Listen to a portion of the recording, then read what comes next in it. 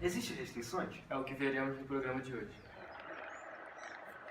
Boa tarde, espectadores. Estamos aqui com o objetivo de entrevistar dois profissionais de academia para saber como os suplementos alimentares podem melhorar na vida acadêmica. Vem aqui. Boa tarde. Boa tarde, Quais são seus nomes? Gabriel. Pedro. Então, eu queria saber como suplementos alimentares podem ajudar na vida acadêmica. Então, os benefícios é que depois do treino, você, como posso dizer? Quando você faz exercício, seus músculos ficam cansados. E uma pessoa normal que não toma suplemento alimentar, os músculos delas demoram mais para voltar ao normal. No suplemento alimentar, esses seus músculos, depois de cansaço, de malhar e tal, esses músculos se recuperam com mais rapidez. Seu envelhecimento retarda o envelhecimento dos músculos e do próprio corpo da pessoa. E além de ele te beneficia muito o seu condicionamento físico durante os treinos. Ele te dá mais força, traz agilidade, ele te deixa mais estável. Como, por exemplo, a gente pode usar na academia como suplemento alimentar, whey, CDAA e creatina. São os exemplos que a gente mais usa. Estou malhando há 2 anos. Sim, quanto tempo? Quanto se deve consumir? Como se deve consumir o suplemento alimentar? Você deve consumir em média 20 gramas de suplemento e ingerir normalmente água, alimentos saudáveis, essas coisas. É bom ingerir também depois dos treinos, que esqueci de falar aqui.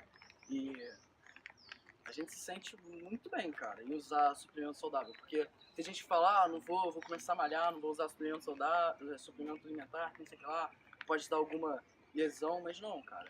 A gente malhando há 2 anos, pelo menos é só benefício que a gente viu. E no início, tipo assim, você fica meio com preguiça de ir, só que depois tu começa a ficar viciado no malhar. Fica querendo todo dia, toda hora. Como diz os caras, monstrão. Tá. Então, acabamos com a nossa entrevista. Vamos para Tem os benefícios do suplemento alimentar, há também os malefícios.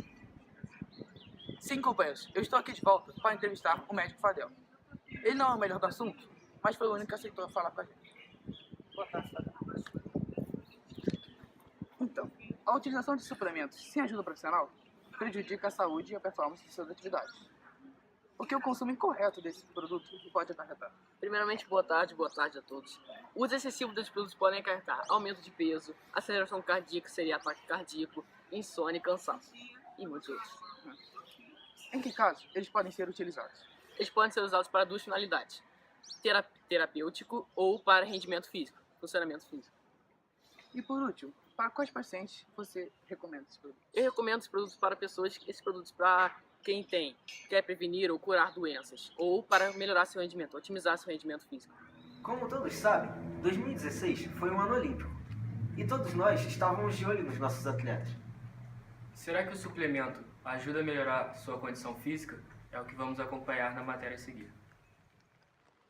Olá para vocês do estúdio e espectadores do Brasil. Estamos aqui para entrevistar o corredor Gabriel Catalani. Opa, tudo bom? Bom dia, Catalani. Bom dia, prazer. Então, você, que é um atleta de alto nível, um corredor, um dos melhores do Brasil, costuma usar suplementos alimentares. Para você, qual é a função dele no corpo? Bom, basicamente, dar um acréscimo, uma adição à nossa refeição do dia a dia, fornecendo nutrientes mais facilmente e rapidamente. Então, tivemos as Olimpíadas há pouco tempo e um assunto que está sendo bem discutido é sobre o doping. Para você, usar os suplementos alimentares é doping? Bom, usar suplemento alimentar depende muito da época que você vai usar, porque nos seus treinos diários não é doping. Quando você está treinando, é simplesmente um acréscimo para você conseguir ter um rendimento melhor. Mas na véspera da competição não é uma coisa muito que se deseja utilizar porque pode dar algum problema. Então eu não recomendo, mas no dia a dia dos treinos é muito bom o uso. Então, vocês ouviram o Catalã? No nosso último bloco, iremos descobrir como o suplemento atua em pacientes com distúrbios alimentares e doenças crônicas. Olá, companheiro. Eu estou aqui de volta. Sim, para fazer minha terceira entrevista. Meu hat-trick nas entrevistas. E agora estamos aqui na comunidade do Catavento para entrevistar uma pessoa que diz ter deficiência alimentar. Vamos ver como está em sua casa. aqui é onde ele mora, mas não tem uma campainha, então vamos bater na porta. Bem, parece que eles vão abrir a porta. Olá, boa tarde, posso falar com o Vitor? Calma. Olá, Vitor, tudo bem? Marcamos essa entrevista? Podemos entrar para fazer? Faz aí fora que eu limpei hoje, você pode fazer Então, não aqui, deixar boa entrar, tarde. então eles vão fazer aqui. Boa tarde. Fechar aqui, Vitor. Tchau. Então, quais são os sintomas de um deficiente alimentar? Há vários sintomas, tendo alguns com dificuldade em emagrecer ou engordar, cãibras, vários tipos assim. Então, Vitor, para você, comida de verdade é melhor do que whey protein? Não, tipo, depende do tipo de pessoa, cara. Você não pode só, vou só tomar whey protein e tô com proteína. Não, há vários outros tipos e necessidades das vitaminas. Tem vitaminas como zinco, ferro, cálcio e outras, assim, que são importantíssimas pro corpo humano. Então, essa foi a nossa entrevista com o Vitor, então voltaremos para o estúdio. Ah, peraí, eu só queria mandar um beijo pra minha tia de Londrina. Um beijo, tia. Então, pode... Toda TV, mãe, toda TV. Agora no estúdio, vamos receber Rafael Ruiz, ex-obeso e criador do projeto Rumo ao Extremo. E ele vai nos contar um pouco sobre suplementação alimentar. Boa noite, Rafael. Boa noite, Lucas. Tudo bem? Então, no seu emagrecimento, você usou suplementos? Usei. Eu fiz a utilização de alguns suplementos que colaboraram e me ajudaram a conseguir o sucesso nessa fase que eu decidi emagrecer. Quais? Os principais suplementos que eu utilizei foram as proteínas, né, de rápida e lenta absorção, a creatina, a glutamina e as vitaminas, né? Você falou sobre a creatina. Para que serve? A creatina é um suplemento, é um conjunto de 3 aminoácidos que ele atua disponibilizando no corpo, né, esses aminoácidos para auxiliar na explosão muscular. Então o atleta que tem o exercício, né, ele tem a necessidade de um exercício de curta duração, a creatina age oferecendo esses nutrientes para os músculos, fornecendo essa energia rápida para ele. Muitos atletas de atletismo, 100 metros rasos, corridas curtas, de distâncias curtas, utilizam a creatina, que ela atua dessa forma, auxiliando bastante nos resultados. Quais são os principais suplementos?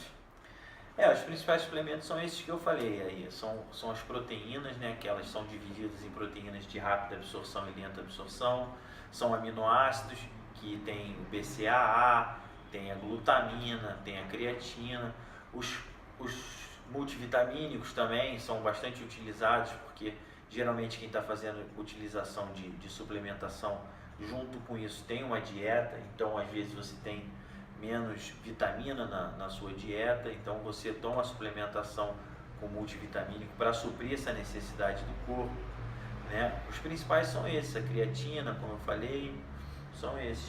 Os diferentes tipos de proteína que você citou, quais são essas diferenças? Então, eu apontei aqui para você que a gente tem, né, 2 tipos de proteína, as de rápida absorção e as de lenta absorção. A gente tem 2 momentos, né? O momento que a gente precisa daquele nutriente rápido na célula muscular e o momento que a gente precisa de mais tempo de nutrição das células musculares. Quando que são esses momentos? O momento que você está tendo atividade física e o momento que você está se recuperando. Né? As proteínas auxiliam nisso, né? Na reconstrução muscular, né? Depois da fadiga, você faz atividade física, você leva o seu músculo à fadiga. Depois daquele momento, você precisa da recuperação muscular. Então, a utilização da proteína de rápida absorção nesse momento é interessante porque você tem uma recuperação mais rápida do músculo. E na hora do sono, que você tem ali a liberação da maior parte dos hormônios do corpo e tudo, você utilizar uma proteína de baixa velocidade, de lenta absorção, é interessante porque você durante o sono você está o tempo todo nutrido. A diferença das proteínas é basicamente essa: uma o seu corpo absorve e digere ela bem rápido e a outra proteína o seu corpo demora mais tempo para digerir. Isso acontece também nos alimentos. A gente tem alimento que absorve mais rápido e digere mais rápido e alimentos que a gente chama aí de mais pesados, né, que a gente fica mais tempo saciado, que são alimentos que demoram mais a digestão. E para os atletas, é bom essa suplementação? Então, para os atletas de alto rendimento, é quase que indispensável a suplementação, porque, né, a resposta que eles precisam da musculatura, de toda a recuperação é muito grande. E só com a dieta, só com a alimentação, fica muito difícil ele absorver todos esses nutrientes, como, por exemplo, os aminoácidos que a gente tem, que são os BCAAs, por exemplo. Os BCAAs são aminoácidos essenciais, o nosso corpo não produz eles, são 3 aminoácidos. Então, e eles são importantíssimos para a síntese proteica. O que é a síntese proteica? É o seu corpo receber a proteína e sintetizar ela para o músculo, mandar ela para onde ela tem que ir, falando assim, mais geral. Então, a utilização do BCAA, por exemplo, para um atleta de alto rendimento é de válida importância para a questão dele estar pronto no dia seguinte para treinar de novo ou para competir de novo, entendeu? Já recuperado. Então, todo atleta de alto rendimento, eu tenho certeza que utiliza a suplementação para aumentar a performance. Essa suplementação do atleta, ela é considerada doping? Então, isso é um tema até meio polêmico. Às vezes é considerado doping, às vezes não é. Por quê? Porque cada atleta, né, ele é de uma modalidade. E a gente tem modalidades que alguns suplementos são considerados doping e outros suplementos não são considerados doping. Então a gente não pode generalizar que suplementação é doping ou vice-versa, né? Porque o que acontece, por exemplo, um estimulante, né? Um estimulante, tem atletas que podem utilizar estimulantes durante todo o seu treinamento, durante a competição, porque a federação da modalidade dele permite. E tem atletas de outras modalidades que esse mesmo estimulante vai ser considerado como doping. Então, tem que ser visto na questão suplementar exatamente isso, na constituição da modalidade, né, a gente vê se aquele suplemento X ou Y é considerado doping naquela modalidade ou não. O uso abusivo desses suplementos possui algum risco à saúde? Sem dúvida, na minha opinião, sem dúvida, como qualquer coisa. Eu acho que qualquer coisa que utilizado e consumido de forma indiscriminada pode gerar problema, né? O whey protein, por exemplo, é um tema muito polêmico, porque é uma proteína e todo mundo acusa o whey protein. Eu acho que se ele tiver enquadrado dentro de uma dieta, calculando aquela proteína para a dieta diária, ele não oferece risco. O problema é que, como a suplementação hoje em dia está em alta, está sendo sempre muito falada, está na moda, muita gente usa por conta própria, indiscriminadamente. E aí sim o risco vem, né? Não tem jeito, você acaba consumindo uma carga muito alta de proteína, né? Acaba exigindo demais do seu rim, super saturando o rim, literalmente, e aí você pode ter problemas renais, você pode ter... inclusive muita gente usa o whey protein para emagrecer e não tem nada a ver uma coisa com a outra, é a falta de informação. Entende? Porque a proteína do whey tem caloria como a proteína do frango. E se a pessoa comer demais ou beber whey demais, ela vai engordar, independente de ser um suplemento ou não. Você acha que a maioria das pessoas, elas são desinformadas sobre esse assunto? Elas consomem de forma inapropriada? Assim? Eu acho que a grande maioria se auto-receita suplemento. Às vezes a pessoa não tem nenhuma dieta com déficit naquele suplemento e toma aquele suplemento. Uma pessoa que não tem um nível de atividade física elevado, uma pessoa que não tem uma prática regular de suplemento e tem uma vida regrada normal, uma alimentação normal, provavelmente não vai fazer necessidade de uso de suplemento.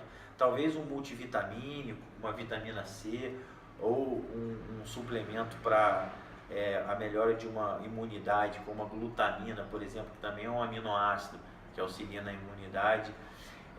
Eu acho que esses suplementos a gente consegue adquirir na alimentação, porque o suplemento, o nome mesmo já diz, é para suplementar, né, a ingestão de nutrientes. Então, se a gente tem uma dieta equilibrada e regrada e não tem uma exigência muito grande do corpo, né, sobre aqueles nutrientes, não há necessidade de fazer algum tipo de suplementação. Então tem que ter um acompanhamento de um profissional de nutrição, por exemplo, de um endocrinologista, para quê? Para ele falar, olha, Lucas, por exemplo, a gente fez um exame de sangue seu aqui, você está com déficit de vitamina D ou déficit de zinco. Vamos suplementar com zinco e com vitamina D, entendeu? Eu acho que é importantíssimo ter um acompanhamento médico e ter o uso consciente e coerente do suplemento. O Rafael ele trouxe pra gente alguns exemplos de suplementos.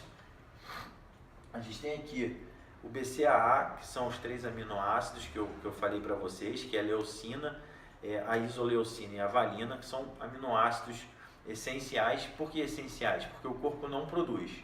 Então, se você quer uma recuperação muscular mais rápida, se você quer uma síntese proteica maior, se você busca, por exemplo, um aumento de massa muscular, o BCAA, lembrando aquilo tudo que eu falei, depois de claro, consultar um médico, consultar um nutricionista, o BCAA é um ótimo suplemento, dentro das necessidades individuais. Cada um tem suas necessidades, mas a finalidade de um composto de aminoácidos como esse é essa. O BCAA, que é esse aqui, a gente tem aqui o Whey Protein, o tão famoso Whey Protein, que esse aqui, por exemplo, é um de rápida absorção. Por que de rápida absorção?